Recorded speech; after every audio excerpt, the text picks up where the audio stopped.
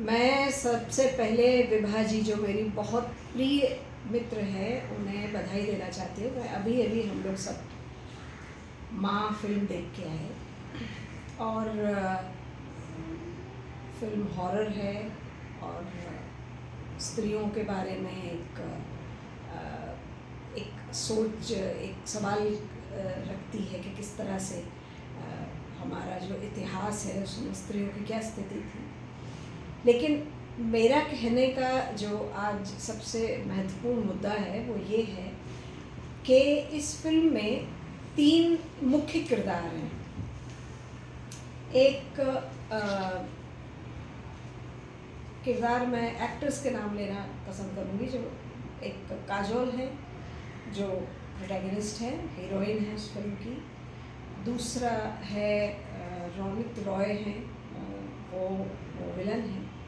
और तीसरा जो सबसे बड़ा किरदार है वो विभा जी का है। और मैं जब फिल्म देख रही थी तो मुझे लगा कि इतना स्क्रीन टाइम, इतना बड़ा रोल है और उसके शेड्स हैं, डिफरेंट शेड्स हैं। कहीं वो कैरेक्टर डरा हुआ है, कहीं वो कैरेक्टर एक हिम्मत है, हिम्मत देने वाला कैरेक्टर है। और उसमें जो विभा जी ने अपने डायलॉग डिलीवरी से जिस तरह से उन्होंने तीनों उसको बखूबी निभाया है, वो कमेंडेबल है, वो काबिल तारीफ़ है।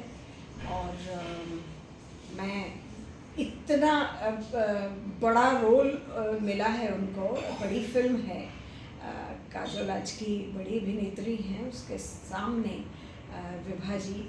और इसमें मुझे इसलिए ताज्जुब नहीं लगा क्योंकि विभा जी का जो बैकग्राउंड है वो थिएटर का है।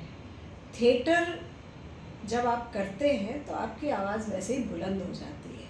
तो विभा जी, आपको बहुत बहुत बधाई, और बहुत अच्छा आपने इसमें किरदार निभाया है और आप बिल्कुल उसमें सटीक बैठी हैं और बहुत बहुत बधाई की पात्र हैं।